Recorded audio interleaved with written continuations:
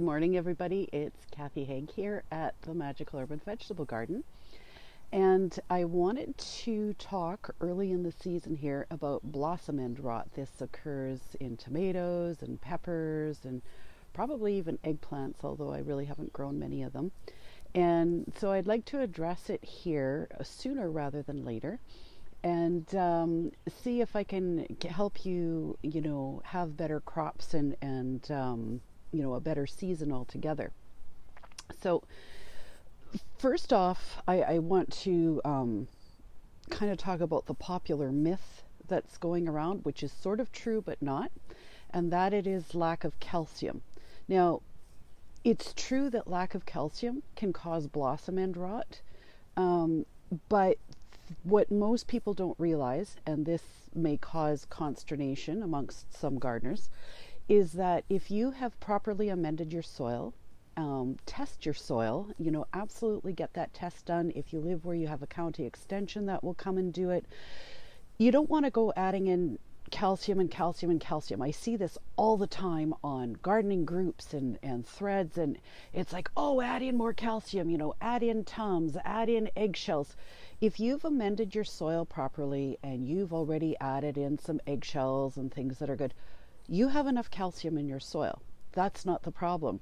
The problem is how your plant is able to utilize it. And the biggest problem that I see on a very regular basis is extremes in moisture. Okay. When it's really hot out, and we take, especially if you're living where it's really hot out, you're giving your plants a big watering probably in the morning to try and soak them down so that it lasts through the day. And then, but by the time you get home, if you're having a real heat wave, the ground is cracking and drying, and so there's the real fluctuation in moisture.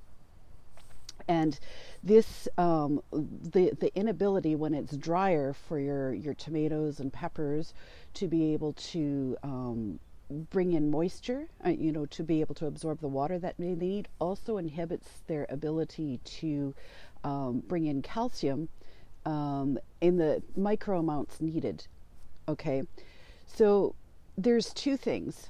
Don't keep adding and adding and adding calcium to your soil, because you can overdo it and it can cause just as many problems as not enough. All right, if you've already added stuff in, leave it alone, especially until you can get your soil checked.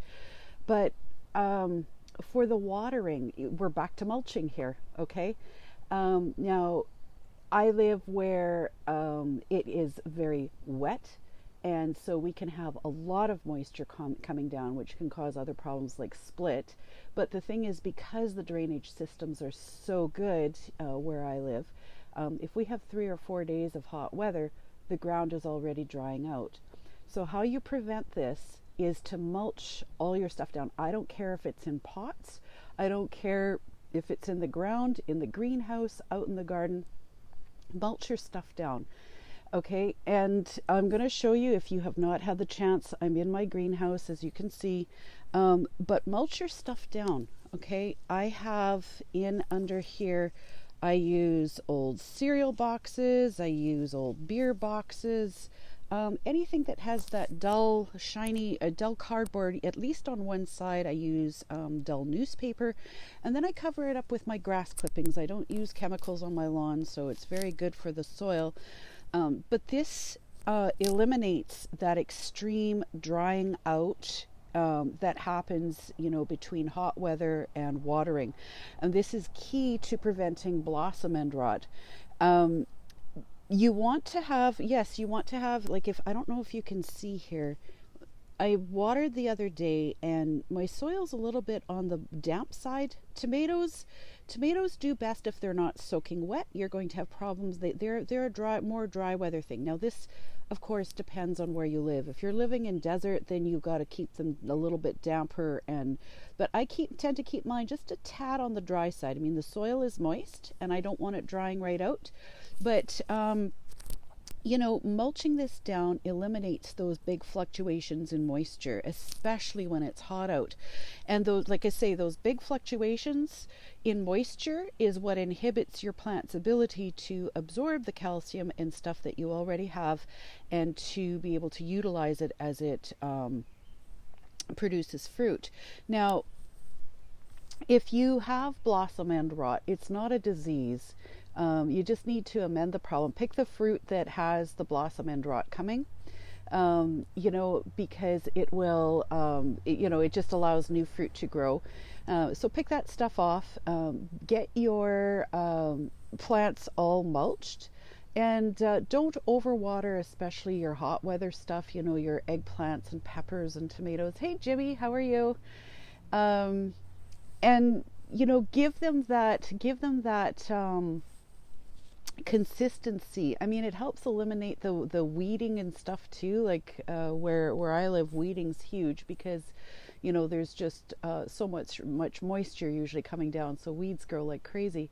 But if you're in, water restrictions, I mean, some of you guys, like I've seen in Arizona, some of the people that I kind of know there, I mean, you're in drought conditions, right? So this is going to help save you water as well. It's a water conservation thing.